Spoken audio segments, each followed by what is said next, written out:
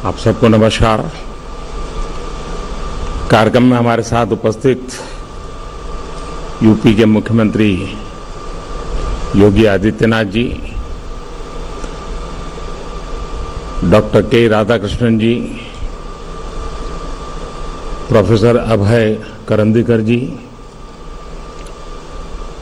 IIT Kanpur के professors, सभी students, अन्य महानुभाव और इस ऐतिहासिक संस्थान से डिग्री प्राप्त कर रहे हैं, सम्मानित हो रहे हैं अन्य सभी वरिष्ठ महानुभाव। आज कानपुर के लिए दोहरी खुशी का दिन है। आज एक तरफ कानपुर को मेट्रो जैसी सुविधा मिल रही है, वहीं दूसरी ओर आईआईटी कानपुर से टेक्नोलॉजी की दुनिया को आप जैसे अनमोल उपहार भी मिल रहे हैं।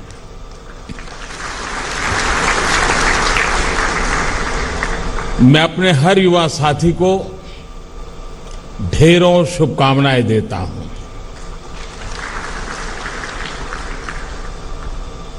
आज जिन स्टूडेंट्स को सम्मान मिला है, उन्हें भी बहुत बहुत बधाई।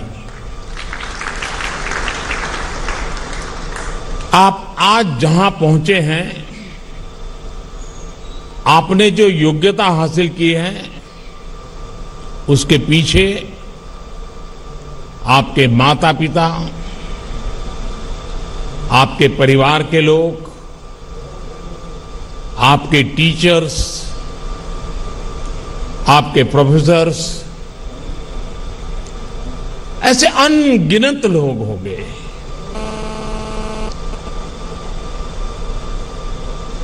उन सबकी बहुत मेहनत रही है, कुछ न कुछ योगदान रहा है। मैं आज आपके जीवन को घड़ने में जिन जिन का योगदान रहा है, मैं उन सभी का भी, विशेष करके आपके माता पिता का हृदय से अभिनंदन करता हूं।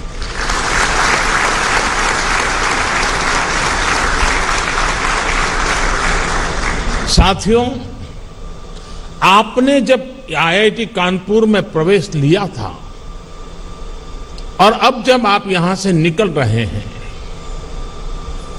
तब और अब में आप अपने में बहुत बड़ा परिवर्तन महसूस कर रहे होंगे। यहां आने से पहले एक फियर ऑफ अननोन होगा, एक क्वेरी ऑफ अननोन होगी। पहले आपकी नॉलेज, आपकी क्वेरीज का दायरा, आपका स्कूल, कॉलेज, आपके मित्र, आपका परिवार, आपके अपनों के बीच सिमटा हुआ था। आईआईटी कानपुर ने आपको उससे बाहर निकालकर एक बहुत बड़ा कैनवास दिया है। अब फियर ऑफ अननोन नहीं है, अब आप पूरी दुनिया को एक्सप्लोर करने का हौसला लेकर के आगे बढ़ रहे हैं। अब क्वेरी ऑफ अननोन नहीं है, अब क्वेस्ट फॉर द बेस्ट पूरी दुनिया पर छा जाने का सपना है। और जितनी लर्निंग आपकी क्लासरूम में हुई, या जितना आपको अपनी क्लास में सीखने को मिला, उतना ही आपने अपने क्लासरूम के बाहर अपने साथियों के बीच एक्सपीरियंस किया है। क्लासरूम में आपके विचारों का, आपके आइडियाज का विस्तार हुआ। क्लासरूम के बाहर आपके व्यक्तित्व का विस्तार हुआ, आपकी पर्सनालिटी विकसित हुई है। आपने आईआईटी कानपुर में जो अर्जित किया, जो विचार समृद्ध हुए, वो एक ऐसी मजबूत फाउंडेशन है, फोर्स है, जिसकी शक्ति से आप जहां भी जाएंगे वहां कुछ नया करेंगे, अनोखा करेंगे, कुछ वैल्यू एडिशन करेंगे। आपकी आज की ट्रेनिंग, आपकी स्किल, आपकी नॉलेज, आपका ज्ञान निश्चित तौर पर आपको प्रैक्टिकल वर्ल्ड में मजबूती से जगह बनाने में बहुत मदद करेगा। लेकिन यहां आपका जो व्यक्तित्व विकसित हुआ है, वो आपको ऐसी ताकत देगा जिससे आप सोसाइटी एज अ होल उसका भला करेंगे, अपने समाज, अपने देश को एक नया सामर्थ्य देंगे। साथियों, आपने यहां आईआईटी की भव्य लीगेसी के हिस्टोरिकल पीरियड को जिया है। आपने विविधताओं से भरे भारत के वैभव के साथ वर्तमान को जिया है। भव्य लीगेसी और वाइब्रेंट प्रेजेंट, इन दो पिलर्स पर, इन दो पटरियों पर आज आप अपने उज्जवल भविष्य की यात्रा शुरू कर रहे हैं।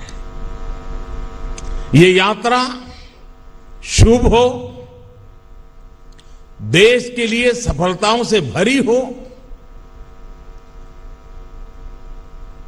आज जब आपके बीच हूं तो मैं यही कहूंगा, मेरी आप सबसे यही कामना रहेगी।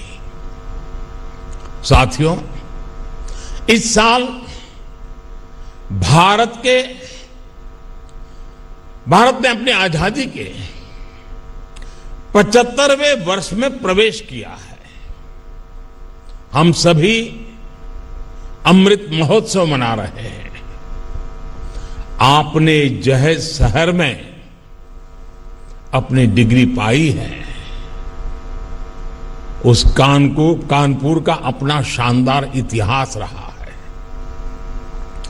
कानपुर भारत के उन कुछ चुनिंदा शहरों में से हैं जो इतना डाइवर्स है।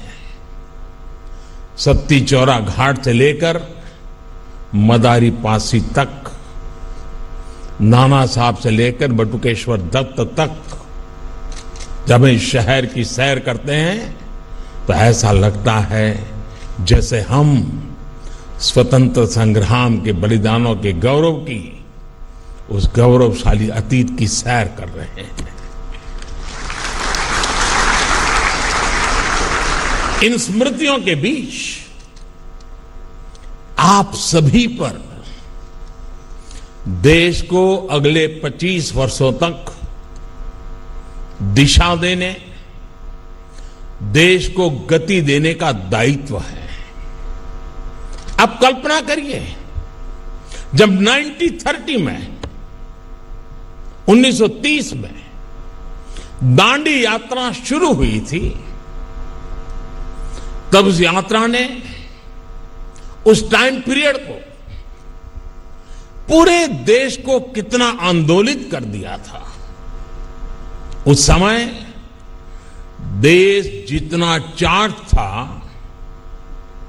उसने आजादी के लिए भारत के जन जन में एक अभूतपूर्व विश्वास पैदा कर दिया था। हर भारतवासी के मन में विजय का विश्वास भर दिया था। 1930 के उस दौर में जो 20-25 साल के नौजवान थे, 1947 तक उनकी यात्रा और 1947 में आजादी की सिद्धि उनके जीवन का गोल्डन फेज थी। आज आप भी एक तरह से उस जैसी ही गोल्डन एरिया में कदम रख रहे हैं। ये गोल्डन एरा है आपके लिए। जैसे राष्ट्र के जीवन का अमृत काल है, वैसे ही ये आपके जीवन का भी अमृत काल है। अमृत महोत्सव की इस घड़ी में जब आप आईआईटी की लीगेसी लेकर निकल रहे हैं, तो उन सपनों को भी लेकर निकले कि 2047 का भारत कैसा होगा। आने वाले 25 सालों में भारत की विकास यात्रा की बागडोर आपको ही संभालनी है। जब आप अपने जीवन के 50 साल पूरे कर रहे होंगे, उस समय का भारत कैसा होगा, उसके लिए आपको अभी से ही काम करना होगा। और मुझे पता है, कानपुर आईआईटी ने, यहां के माहौल ने आपको वो ताकत दी है कि अब आपको अपने सपने पूरे करने से कोई रोक नहीं सकता।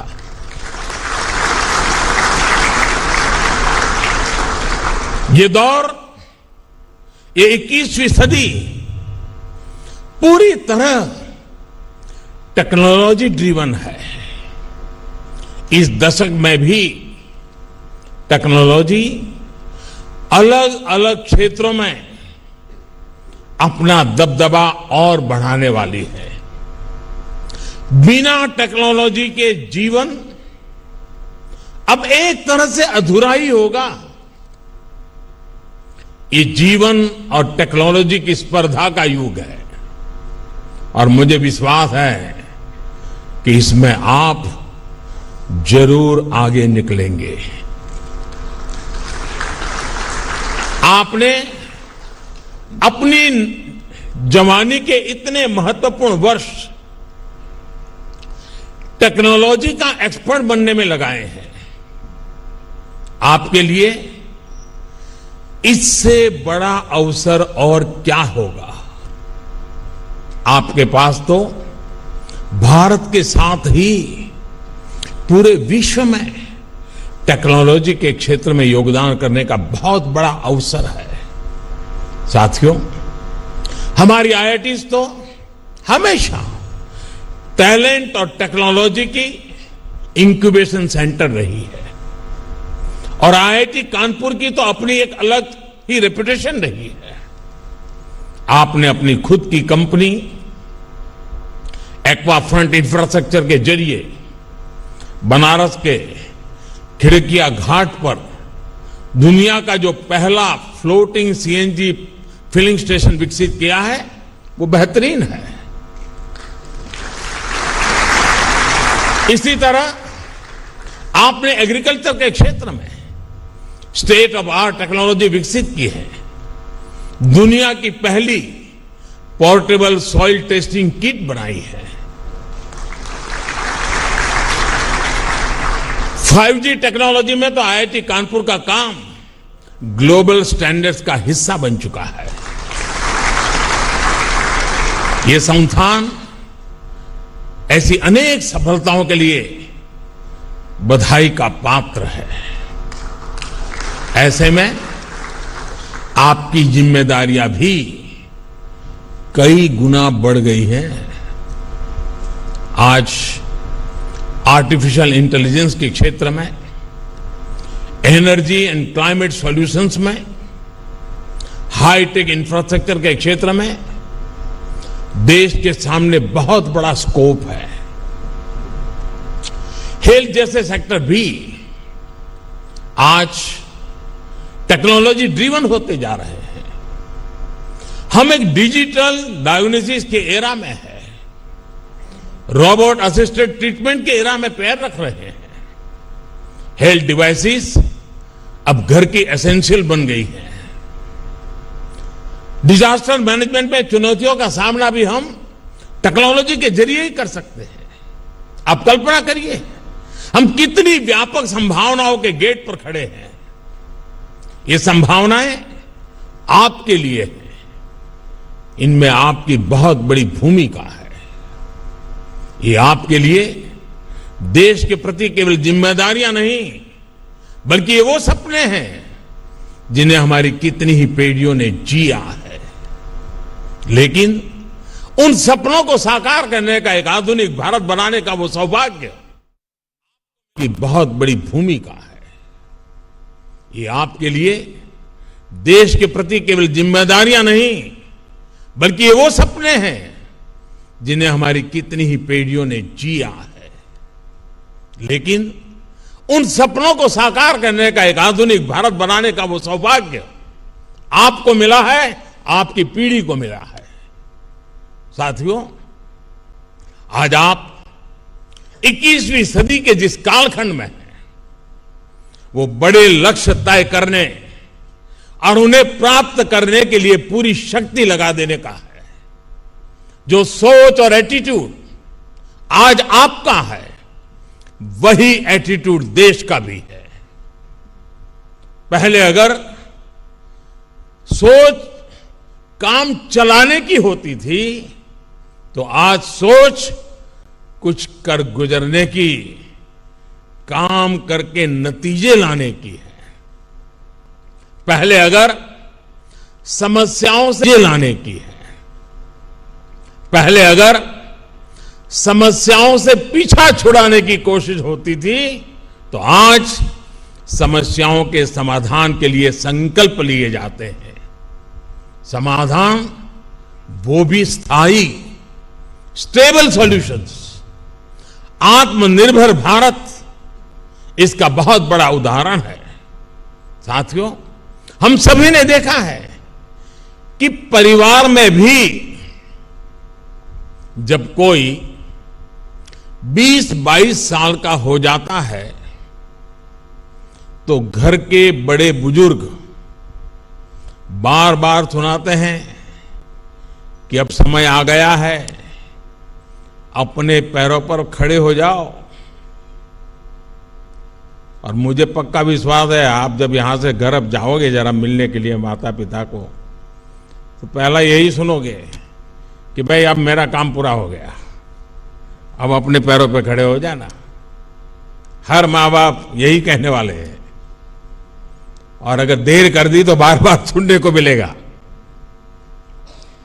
घर के बड़े बुजुर्ग, माता पिता ऐसा इसलिए करते हैं ताकि आप आत्मनिर्भर बने, आप अपने सामर्थ्य को पहचाने, आप सपने देखें, उनको संकल्प में परिवर्तित करें और जी जान से उसे सिद्ध करके रहें। हमारे भारत ने भी तो आजादी के बाद अपनी यात्रा नए सिरे से शुरू की थी।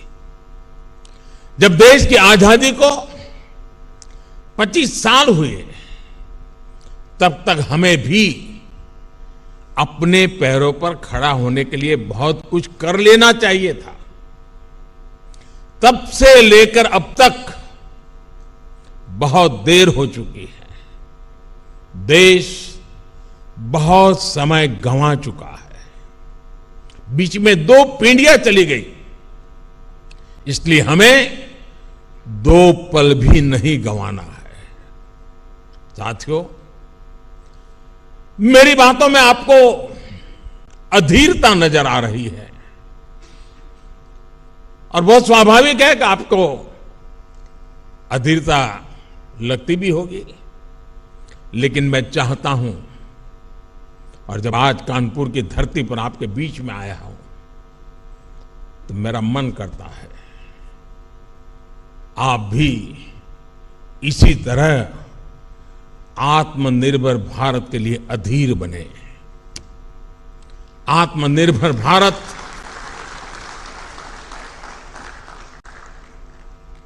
पूर्ण आजादी का मूल स्वरूप ही है, जहां हम किसी पर भी निर्भर नहीं रहेंगे। स्वामी विवेकानंद ने कहा था, every nation has a message to deliver, a mission to fulfil, our destiny to reach. यदि हम आत्मनिर्भर नहीं होंगे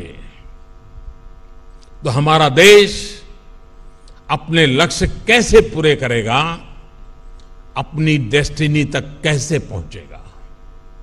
साथियों, आप ये कर सकते हैं, मेरा आप पर भरोसा है। और मैं जब आज इतनी बातें कह रहा हूं, इतनी चीजें कर रहा हूं, तो मुझे उनमें आपका चेहरा नजर आता है। आज देश में जो एक के बाद एक बदलाव हो रहे हैं, उनके पीछे मुझे आप ही का चेहरा नजर आता है। आज जो लक्ष्य देश तय कर रहा है, उसकी प्राप्ति की शक्ति भी देश को आपसे ही मिलेगी। आप ही हैं जो ये करेंगे और आपको ही करना है।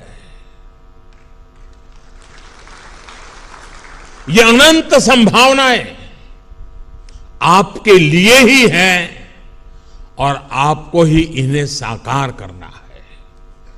देश जब अपनी आजादी के 100 वर्ष मनाएगा, उस सफलता में आपके पसीने की महक होगी, आपके परिश्रम की पहचान होगी। और आप ये भली भांति जानते हैं कि बीते वर्षों में किस तरह आत्मनिर्भर भारत की नींव तैयार करने के लिए, आपका काम आसान करने के लिए देश ने किस तरह काम किया है। पिछले 7 सालों में देश में startup India, stand up India जैसे प्रोग्राम शुरू हुए, अटल इनोवेशन मिशन और पीएम रिसर्च स्कॉलरशिप के जरिए देश युवाओं के लिए नए रास्ते बना रहा है। नेशनल एजुकेशन पॉलिसी के साथ फ्यूचरिस्टिक टेम्परामेंट की नई पीढ़ी को तैयार करने की शुरुआत हो रही है। ईज ऑफ डूइंग बिजनेस को सुधारा गया, पॉलिसी ब्लॉकेज दूर किए गए। इन प्रयासों के परिणाम इतने कम समय में आज हमारे सामने हैं। आजादी के इस 75वें साल में हमारे पास 75 से अधिक यूनिकॉर्न्स है, 50,000 से अधिक स्टार्टअप है। इनमें से 10,000 स्टार्टअप तो केवल पिछले 6 महीनों में आए हैं। आज भारत दुनिया का दूसरा सबसे बड़ा स्टार्टअप हब बनकर उभरा है। कितने स्टार्टअप्स तो हमारी आईआईटीज के युवाओं ने ही शुरू किए हैं।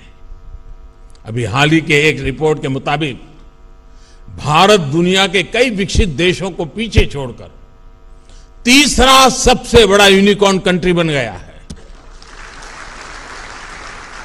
साथियों, आजकल ग्लोबलाइजेशन की बात होती है, उसके पक्ष विपक्ष पर भी बात होती है, लेकिन एक बात पर कोई विवाद नहीं है। कौन भारतीय नहीं चाहेगा कि भारत की कंपनियां ग्लोबल बने, भारत के प्रोडक्ट ग्लोबल बने।